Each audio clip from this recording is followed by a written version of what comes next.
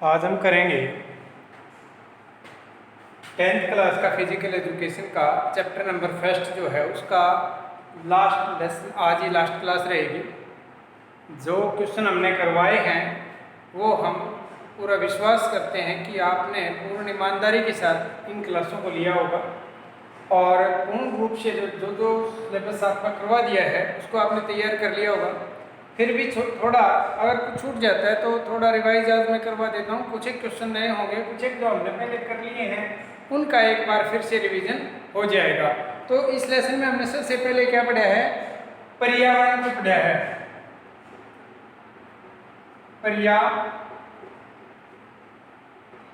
पर्यावरण तो पर्यावरण क्या है? पर्यावरण हमें चारों तरफ से जो घेरे हुए है वो पर्यावरण है और ये हमारे ऊपर पूरा प्रभाव डालता है अपना। जैसे हमारा स्वभाव भी निश्चित होता है। गर्म इलाकों में लोग रहते हैं, जिस गर्म पर्यावरण में लोग रहते हैं तो आलसी हो जाते हैं, और ठंडे इलाकों में लोग रहते हैं तो वो दिमागी रूप से बड़े चुस्त रहते हैं और उनकी शरीर की बनावट के ऊपर भी असर होता है।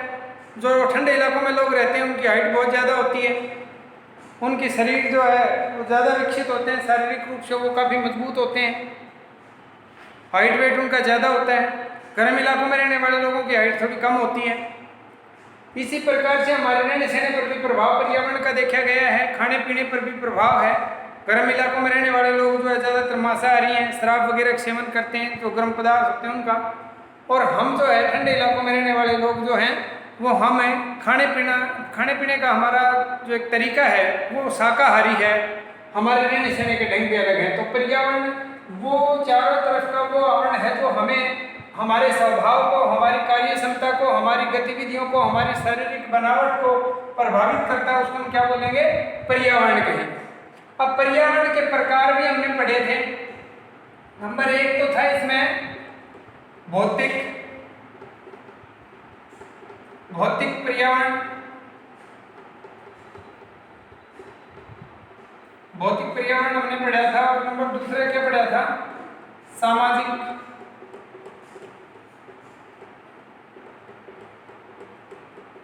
पर्यावरण।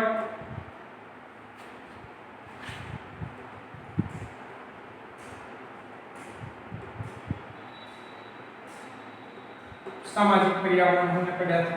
देखिए भौतिक पर्यावरण में क्या क्या चीजें हमने पढ़ी थी।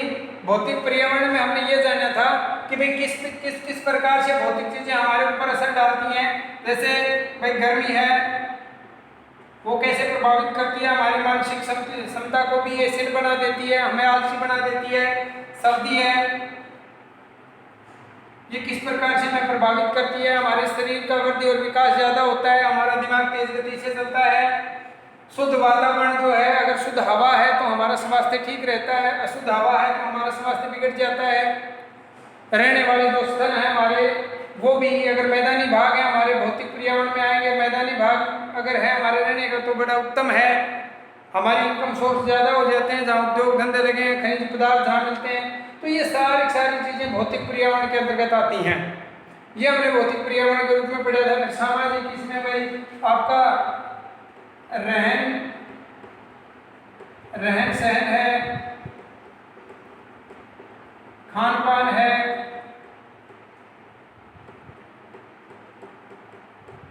आपका खान पान है, रीति रिवाज है,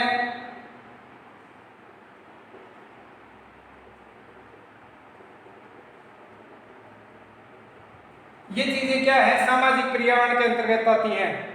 सामाजिक पर्यावरण में हमारा रहन सहन कैसा है, राजनीतिक व्यवस्था,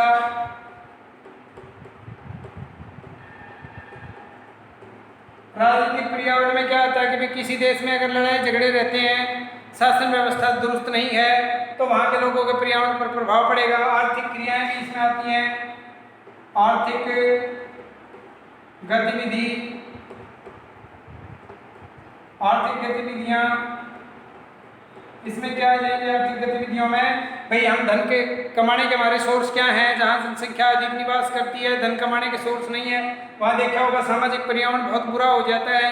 भीड़ भाड़ वाले इलाकों में थोड़े पैसे के लिए लोग एक दूसरे को मार देते हैं, उनमें आर्थिक गतिविधियाँ कम होने की वजह से, इनकम कम होने की वजह से सामाजिक पर्यावरण दूषित हो जाता है।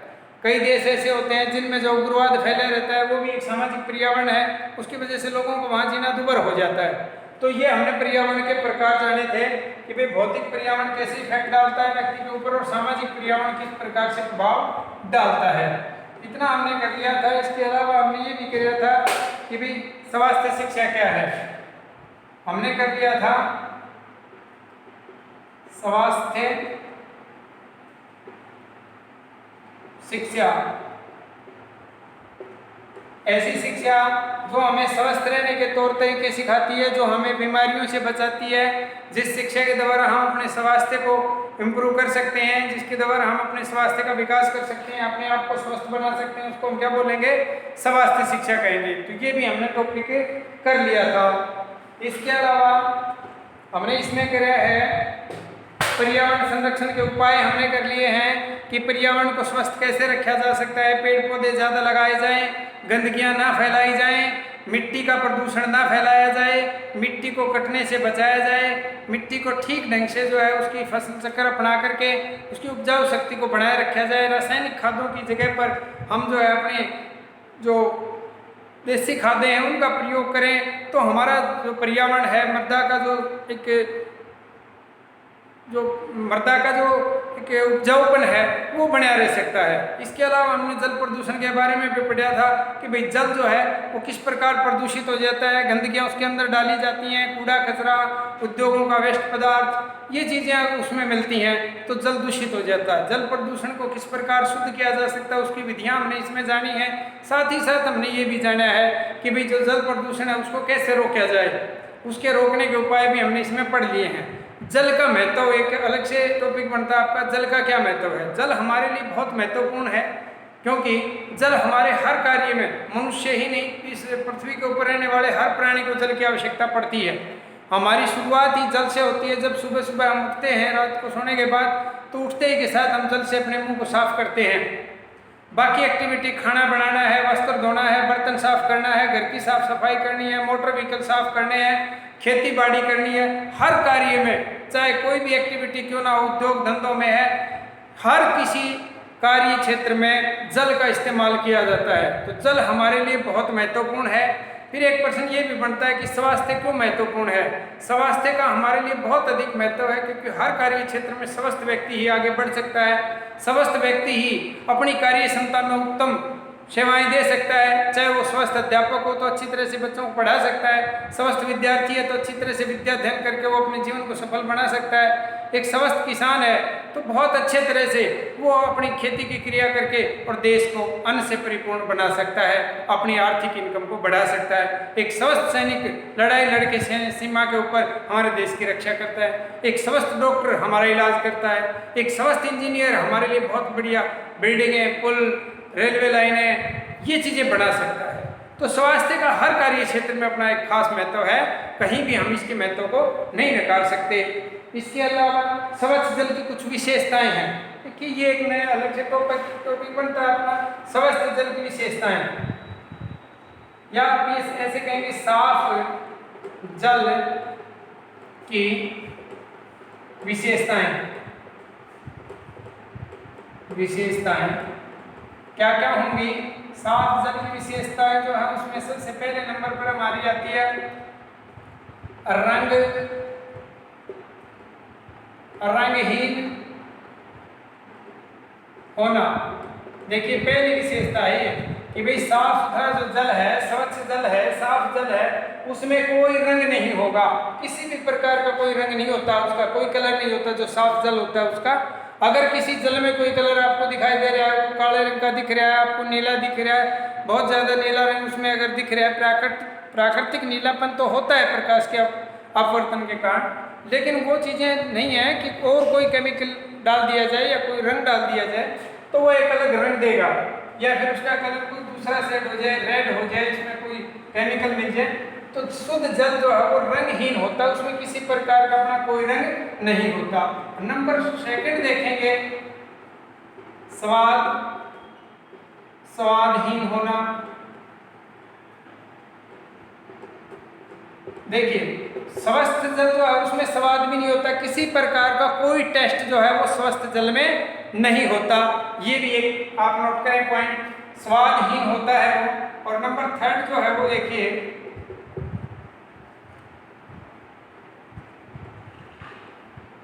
चमकीला होना, उसके अंदर खास एक प्राकृतिक चमक होती है।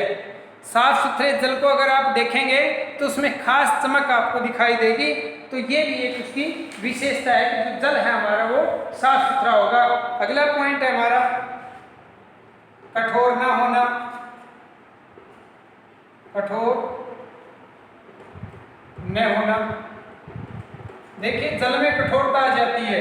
कठोर जल जो होता है उसको पीने में हमारे शरीर को अलग से ही फील आता है, हमें वो पीने में बड़ा भारी लगता है। आप एक गिलास पानी पिएंगे और आपको लगेगा कि आपने लगभग 1.5 लीटर पानी पी लिया है या 1 लीटर पानी पी लिया है, क्योंकि वो कठोर जल है। कठोर जल में आप अपने वस्त्र साफ करेंगे तो भी अच्छी तरह से साबुन जो है आपका वो झाग नहीं बना पाएगा। तो कठोर जल जो है वो भी कठोर नहीं होना चाहिए। अगर स्वच्छ जल है तो उसकी एक विशेषता है कि वो कठोर नहीं होगा। और इसके अलावा उसमें कीटाणु ना होना,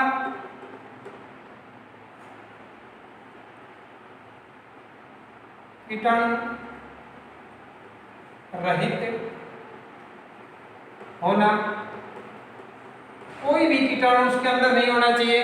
साफ सुथरा जल वो माना जाएगा जो जिसके अंदर कोई कीटाणु ना हो, किसी भी प्रकार का कीटाणु ना होना। तो ये कुछ एक ऐसे पॉइंट थे कि जिनको देख करके, इसके अलावा एक यहाँ कर लेते हैं हम 6 पॉइंट आपका ये है पर्याप्त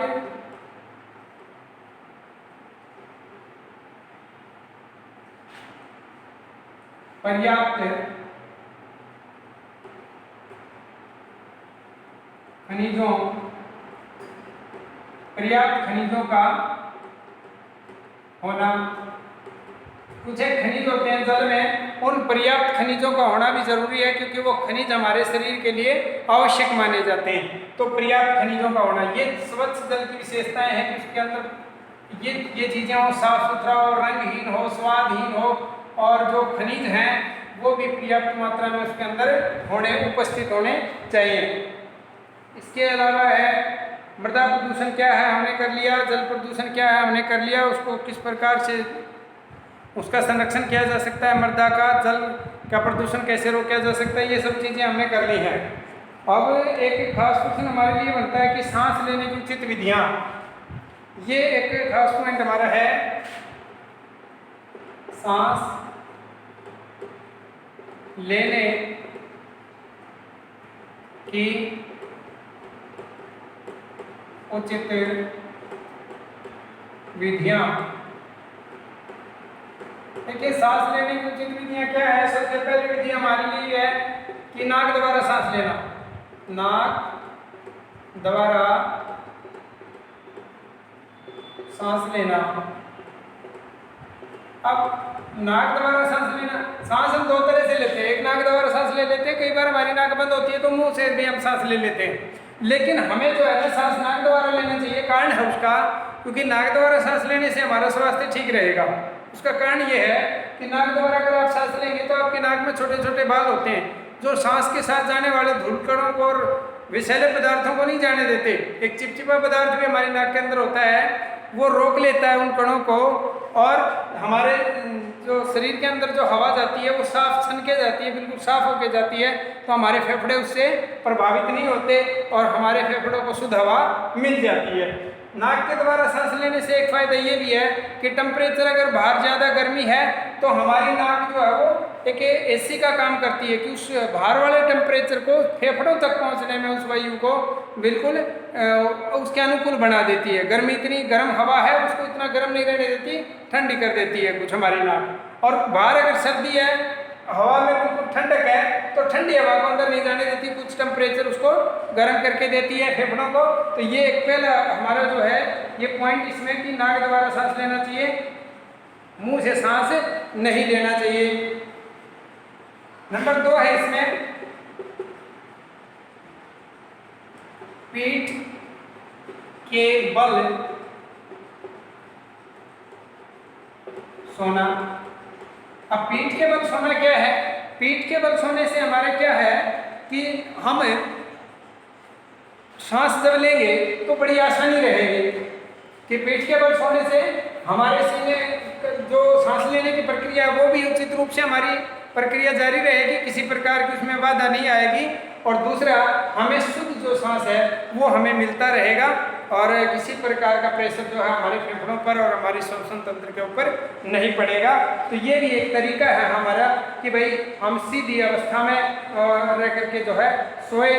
और नंबर 3 है इसमें मुंह बंद करके सोना। देखिए, मुंह बंद करके सोने से क्या फायदा होगा आपको? एक तो अशुद्ध हवायु आपके सांस के साथ नहीं जाएगी और दूसरा जो है खर्राटे आपके नहीं आएंगे।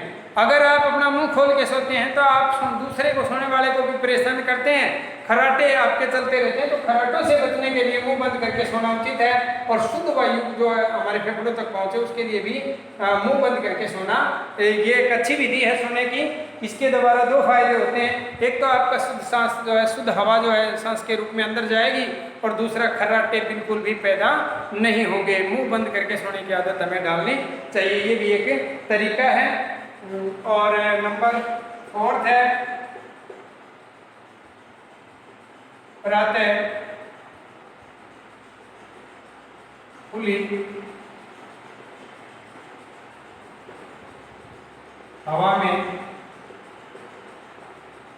घूमना। देखिए, सांस उचित विधि ये है कि प्रातः खुली हवा में घूमें। प्रातः खुली हवा में घूमने से क्या होगा कि सुबह सुबह का वातावरण बिल्कुल साफ सुथरा रहता है, शुद्धता रहती है और उसमें ऑक्सीजन की मात्रा हवा में ज़्यादा रहती है। तो वहाँ पर सुबह सुबह अगर आप घूमेंगे तो सांस लेने का अच्छा तरीका ये माना जाएगा और आपका स्वास्थ्य सही रहेगा, आपके शरीर को पूरी ऑक्सीजन मिलती रहेगी। तो ये कुछ एक तरीके थे विद्यार्थी सांस लेने के, इनका प्रयोग अगर किया जाए तो आप अपने शरीर में शुद्ध हवा का सेवन करेंगे और आपका शरीर स्वस्थ रहेगा। आपके फेफड़े जो है वो आपके पूरे शरीर को शुद्ध ऑक्सीजन पहुंचाने में समर्थ होंगे। लगभग मेरे हिसाब से पूरा हो चुका है हमारा लेसन। घर की सफाई कैसे की जाए, ये भी घर की सफाई में आप क्या करेंगे, कूड़ा कचरा जो है हर रोज़ आप झाड़ू निकालेंगे, आप अपने बर्तनों को निश्चित जगह पर रखेंगे, जूठे बर्तन घर में नहीं बिखेरेंगे। कोई कील है, सुई है या ब्लेड है वो घर में नहीं डालेंगे क्योंकि उससे नुकसान हो सकता है। फर्श चिकना नहीं रखेंगे, फर्श को साफ करते रहेंगे, उसके ऊपर चिकनाइयाँ नहीं बिखेरेंगे, साबुन तेल आदि को नहीं बिखेरने देंगे।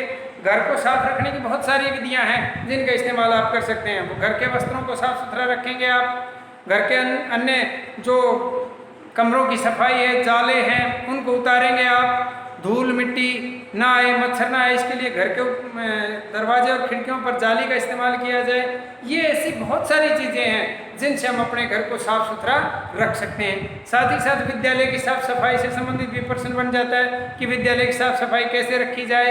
अपनी क्लास में साफ सफाई रखने के लिए आप कोई भी कागज़ का टुकड़ा है, टॉफ़ी के पैकेट का, टॉफ़ी का जो प्लास्टिक का टुकड़ा होता है वो ना फेंकें, किसी भी प्रकार से आप फल और सब्जियों के छिलके ना फेंकें, अपनी क्लास को बिल्कुल साफ सुथरा रखें, चौक के टुकड़े ना बिखेरें, किसी प्रकार का रंग कलर दीवारों पर ना इस्तेमाल करें और आते जाते टाइम अपने स्कूल की हर एक्टिविटी, जैसे पेड़ों के पत्ते हैं, फूल हैं, वो तोड़ के ना फेंकें।